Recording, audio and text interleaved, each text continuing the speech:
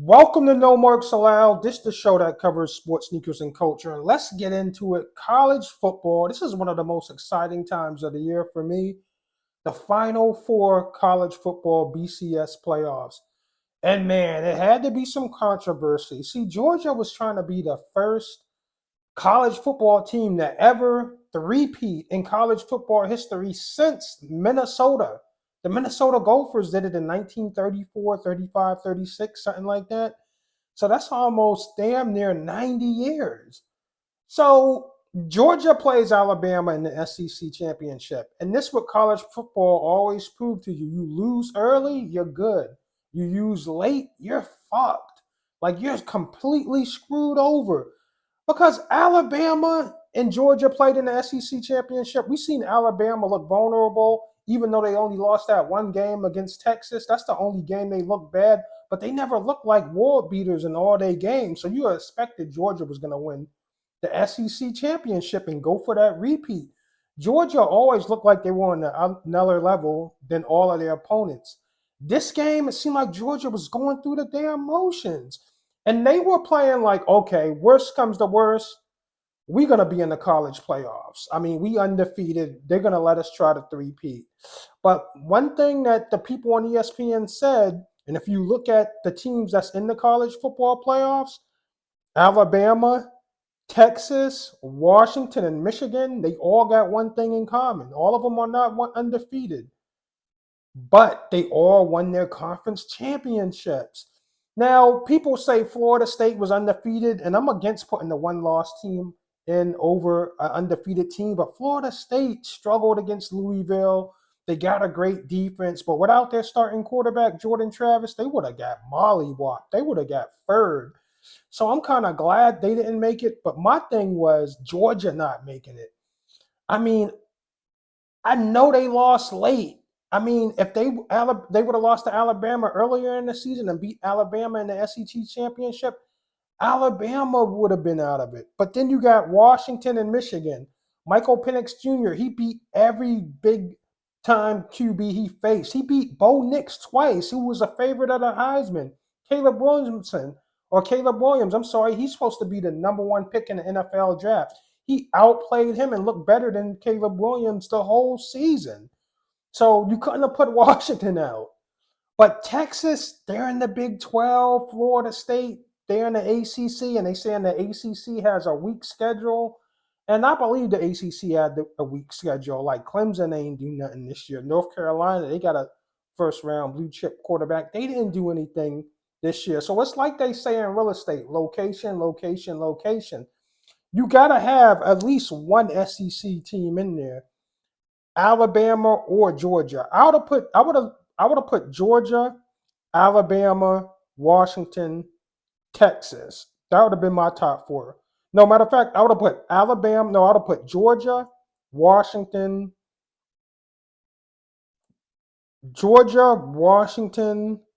Michigan, and Alabama. I would have left Texas out, despite them beating Alabama. I mean, like, you just couldn't you couldn't leave Alabama out at a college football playoff when they beat Georgia, the team that won back-to-back championships. We haven't seen that in a while. And the thing about this is the SEC, they always say they got the hardest schedule. Well, someone said Georgia rescheduled not to play Oklahoma to play a cupcake, and that might have hurt Georgia.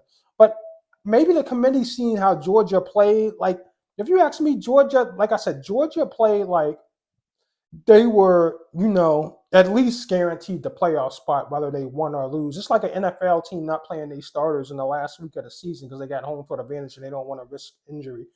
They just knew the committee was going to put two SEC teams in, which is Alabama or Georgia, or they was going to leave Alabama out, and it was going to be Georgia, Washington, Michigan, and Florida State. Like Texas beat Alabama, so if you really want to, you know, leave someone out, it should have been Alabama, and you would have had Michigan, Washington, Georgia, and you would have Michigan, Georgia, Alabama, and Florida State. So you would have had no, you would have had Michigan, Washington, Georgia, and Florida State. So you would have had your three undefeated teams, but one lost team, which should have been Georgia. That's how I think it should have went. But I think the BCS people have said without Florida State's, QB, we seen TCU get in there, and a lot of people said they shouldn't have got in there, and they got blew out in the championship game. We don't even want to waste the viewers' time. Florida State had a weaker schedule. The ACC is a weak conference. People got to schedule up. I don't care if you lose one. Suppose they would have lost one to like Washington or Oregon and was in the same position. They could have probably, got in over one of those teams. But I feel like Georgia blew us an opportunity and at the SEC championship. I think Georgia was the better team in Alabama. I just think they didn't go at Alabama and they had a bad game and it cost them a national championship. It might have cost them a three-peat. Heartbroken, devastated, and I'm sure there is a lot of anger in Tallahassee as a result of this. Just a terribly unfortunate set of circumstances. They left Mike Norvell, who has done a fabulous job at Florida State, put the Seminoles in position, and now will be a challenge of leadership.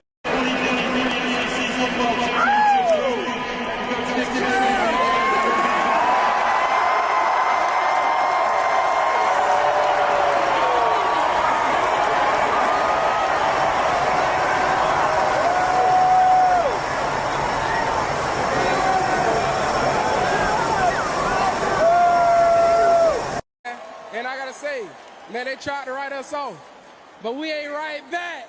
We ain't right back.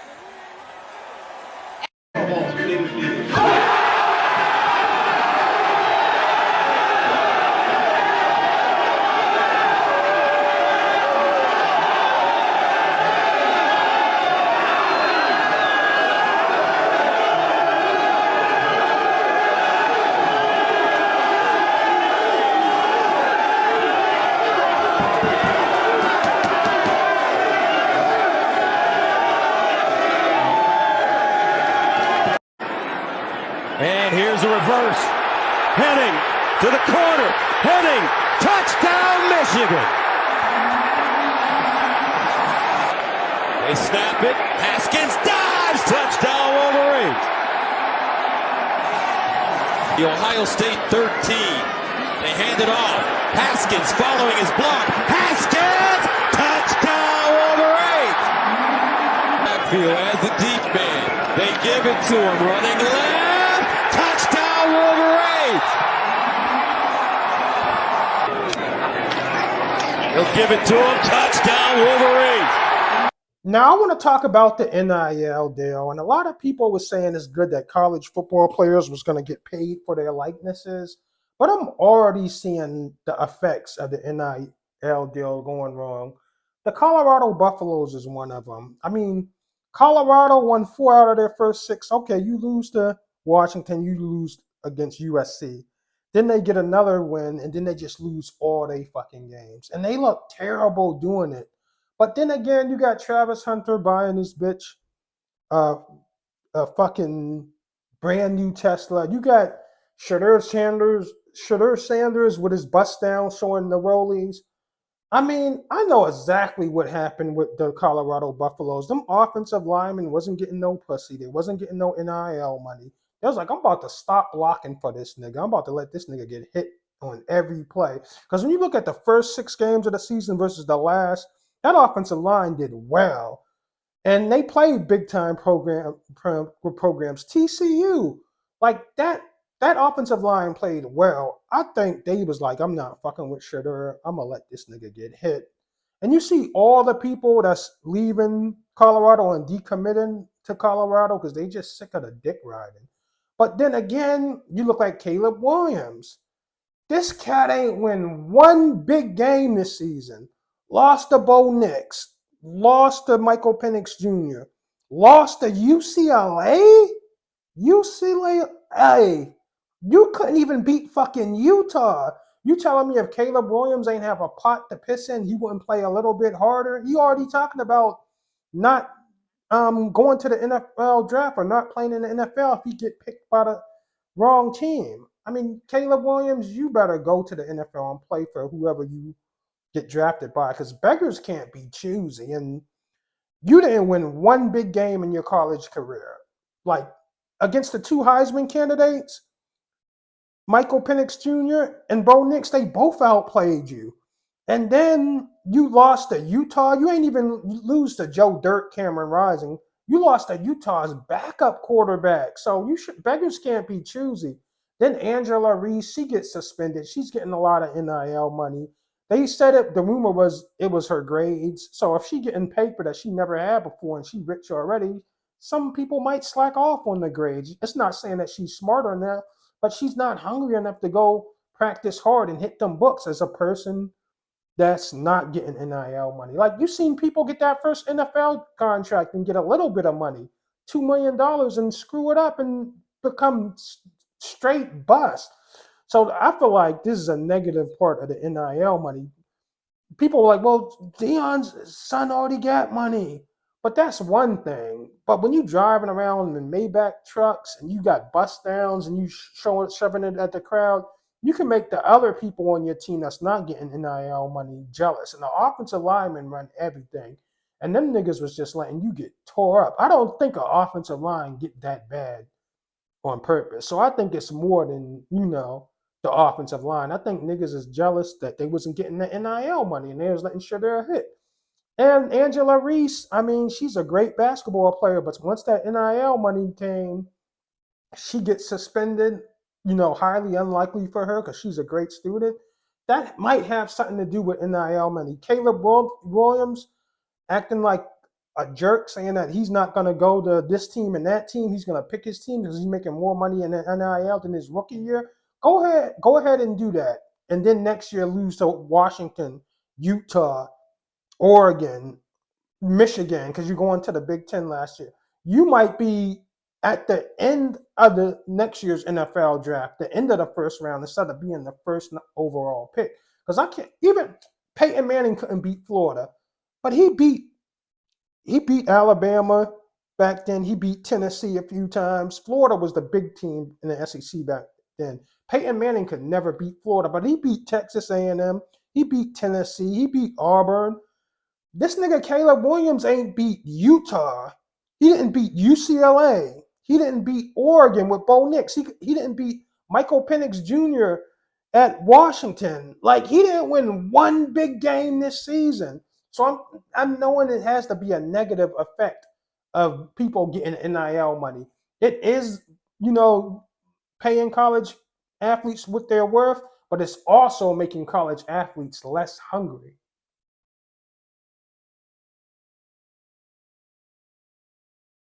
Now let's get into the NFL and let's talk about the Philadelphia Eagles, because I swore by them by week. But if you watch football, you know it's the most physical sport in the world. And what Philly was doing, like pulling out wins and just, having heavyweight fights with the best teams in the NFL, like the Kansas City Chiefs on the road, Buffalo fighting for their playoff lives in Lincoln Field Stadium or Lincoln Financial Field. It's hard for a team to sustain that physical level to play and come out with wins. And against the 49ers, it seemed like Philadelphia just ran out of gas. And, 49ers fans got to be gassed as hell because you know what happened in the NFC Championship. Brock Purdy was put out the game early. His backup was put out the game shortly after. And the 49ers had to play with their third-string quarterback. Now Brock Purdy is in there, and they put up a 40-burger, 42 points on the Eagles, who's supposed to have one of the best defenses. And now the 49ers fans are talking all this shit in the world like, we would have done this to Philly last year if Brock Purdy was in. And the Eagles shouldn't have been in the Super Bowl. But, the Eagles played so many games in a short amount of time, and then you got the 49ers, one of the best teams in the NFL. Like I said, I'm not surprised the Eagles lost today, but I am impressed by how the 49ers did it because they beat the brakes off the 49ers. And Deebo Sanders, he played like a bully. Like, he was catching 2-yard passes and taking them to the house and just rolling over people. Like, people didn't want to. those defensive backs didn't want to tackle Debo like defensive backs didn't want to tackle Derrick Henry. Like, it is crazy how physical Debo is. This dude can get the ball and run up the middle like Derrick Henry, or can do an out route like, DeAndre Hopkins or Stephon Diggs catching a flat post for 20 yards. He can do it all. And let's not talk about Christian McCaffrey because, man, he's a renaissance man too. And this goes to show you, people that say you don't pay running backs don't know what the hell they talking about. Look at the New York Giants. They ain't pay Saquon, and he didn't get in the camp. So now the Giants suck. You got to pay these running backs like Saquon, Derrick Henry, Taylor from Indianapolis, Christian McCaffrey. He's making all the difference in that 49ers team. I feel like if they would have had McCaffrey when they played the 49ers, when they played the Chiefs in the Super Bowl with Jimmy Garoppolo, they would have beat the Chiefs in the Super Bowl. So now you got two teams holding a grudge against the Kansas City Chiefs. You got the 49ers that want their lick back, and you got the Eagles. Then you got the Dallas Cowboys, who's been playing better than everyone as far as offense is concerned. Dak is on one. And I said this in the comments after Hurd said this is a Super Bowl team. I got to see Dak do it against Philadelphia and San Francisco in the playoffs because the 49ers been kicking the shit out the Cowboys in the playoffs like it's nothing. They beat the Cowboys at home in the playoffs. They beat the Cowboys on the road in the playoffs. Like, the Cowboys need they lick back too against the 49ers. And let's talk about the Baltimore Ravens. They have like 10 days off, something like that. They've been looking amazing. They put out 2 division quarterbacks. They put out Joe Burrow and they put out Deshaun Watson. Plus, the Ravens are getting the offense in tune at the end of the year. You see Odell Beckham is starting to play more. Even though they lost Mark Andrews, this is the time that Odell Beckham needs to step up. And it looks like he's doing that. As these games get more important in the playoffs, this will motivate Odell Beckham because he loves that spotlight. You see what he did when he came to the Rams. They almost won the Super Bowl. Now, let's talk about this coming NFL draft because we got some teams in the NFL that got to make tough decisions. And the teams that don't make that tough decision and stick with their quarterbacks are going to regret it. Now, let's look at the quarterbacks in this year's draft. That's supposed to be, like, great. Caleb Williams, he's going to go number 1. We know that from USC. But if you don't get Caleb Williams, you can get someone that might be a better NFL quarterback than Caleb Williams. Michael Penix Jr. beat Caleb Williams twice. Bo Nix beat Caleb Williams. Then you got May out of North Carolina. And the teams I think should move on is the Green Bay Packers. But they probably won't. They'll probably get gassed by Jordan Love. The Bears, people are saying they should get rid of Justin Fields. They might keep him. One team that I know needs to let their quarterback go is my Denver Broncos.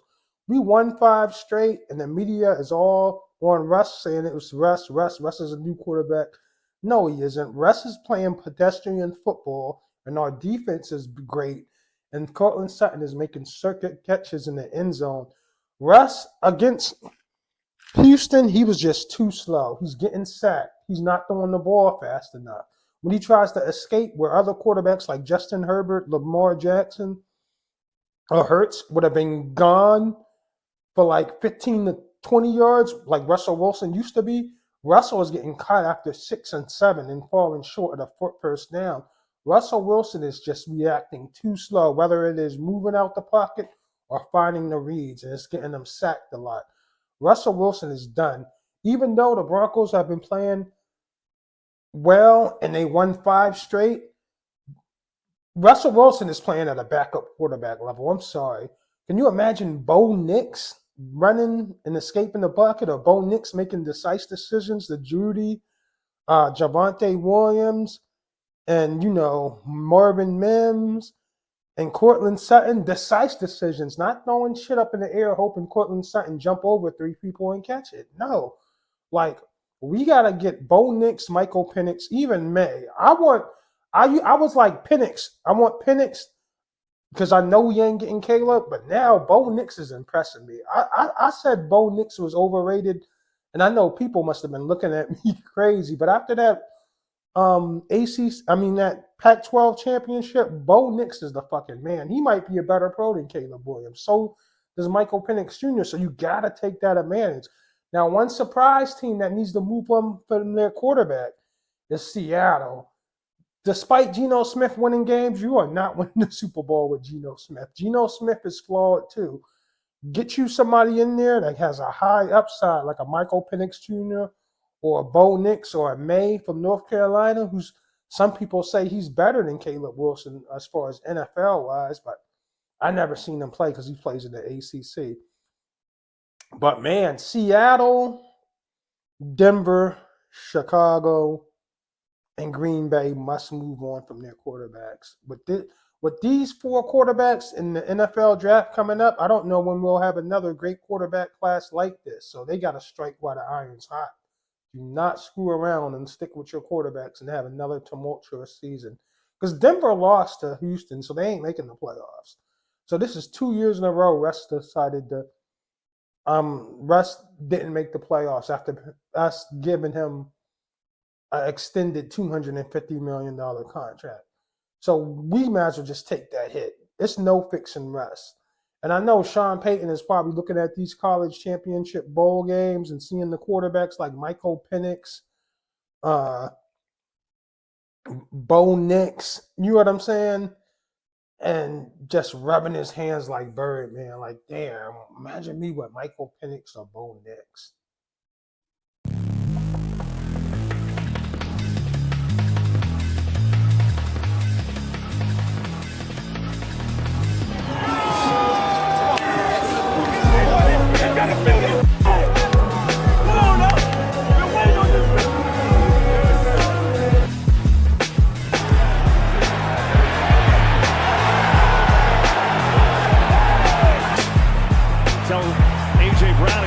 Side. Now he's in trouble. He slips it. It's a big sack. Javon Kinlaw is throwing. Ayuk holds on, and he's got it for the touchdown. McCaffrey, left side, walks in. Touchdown, San Francisco. Sprinting towards the end zone, and he's in. Touchdown, San Francisco. Throws over the middle, caught by Samuel, breaks a tackle, still on his feet, and speed now! Samuel racing to the end zone, and he dives, and he's in!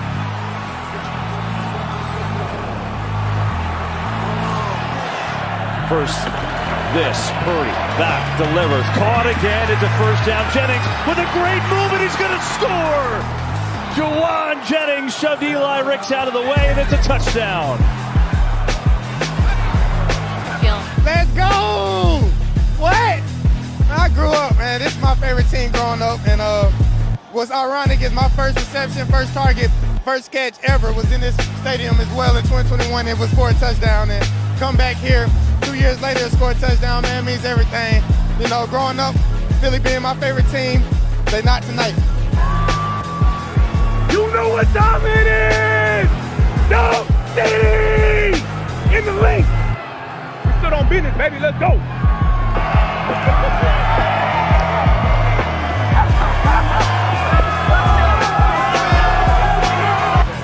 Hey, Huff, man. Good for you, my boy. We're going to keep going. We got it right there. Hey, Huff. Got this for you, boy. We got this for you. Man, not on 3. 1, 2, 3. Now let's get into some culture. We got to talk about Diddy because Diddy is having a rough year. Now, we heard about Keefe D getting arrested for Tupac's murder, and a lot of people was like Keefe D was down with Diddy. His Crip set was always friends with Diddy, always hung out with Diddy and protected Diddy when they came to LA. So they was going to say that Diddy put the hit out on Tupac. Now he gets sued by Cassie for $35 million. And he settled this suit faster than any lawsuit got settled in the history of lawsuits. DJ Flad was like, yo, Diddy was like, take them millions. But it's funny because we always heard Diddy doing people wrong, Diddy doing his security guard Gene Dale wrong, Diddy doing Mace wrong, and Diddy not paying his artists, Diddy having Black Rob sick, you know what I mean, and not paying for his health care or whatever. Diddy always was known for shystiness, but it always flew under the radar because the people that was talking shit about him was just YouTube sensations, and no one watches or believes anything that people on YouTube got to fucking say because it's all capped. 90% of YouTube is all capped. But when a superstar like Cassie said he would like the BBC and hired prostitutes to smash her out, and then he raped her and did all these crazy things to her, it put the spotlight on Diddy to the point where Revolt wanted him to step down, and he had to, pay Cassie off to shut up because this shit is getting out on YouTube. Imagine if it would have got out on ABC News and Fox and TBS, BET, MTV. I don't know if it's already out there. I'm just hearing these news from academics, Gene Dale, Art of Dialogue, stuff like that. And so Diddy had to settle, and now it's a few more women coming out. So I hope these things aren't true, but maybe this is just a woman scorn. Like Cassie was probably sick of Diddy running around with, Young Miami or Young Mama, whoever he's with, and she was scorned and just said, I'm about to drop a lawsuit and tell all these fucking secrets unless he breaks me off. Because, she said that, she used to date Kid Cudi, and Diddy was so mad at her for doing that his car blew up in his driveway. I think Kid Cudi refuted that, or I don't know if he did. I might stand corrected.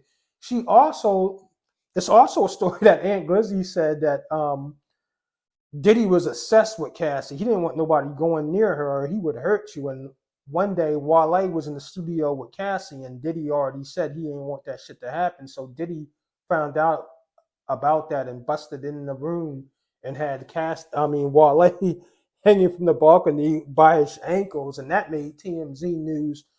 I think that was before the lawsuit, or was it after? But I just feel like I'm praying for Diddy because I hope all this shit ain't true. Because right now they trying to do Diddy like they did Bill Cosby. I'm sorry, but damn, is this karma or is this a cash grab? But even Mark Curry was on Art of Dialogue or Cam Capone News and said he busted, rest in peace, Kim Porter's nose. So we just don't know, man. Surviving Diddy is just crazy right now.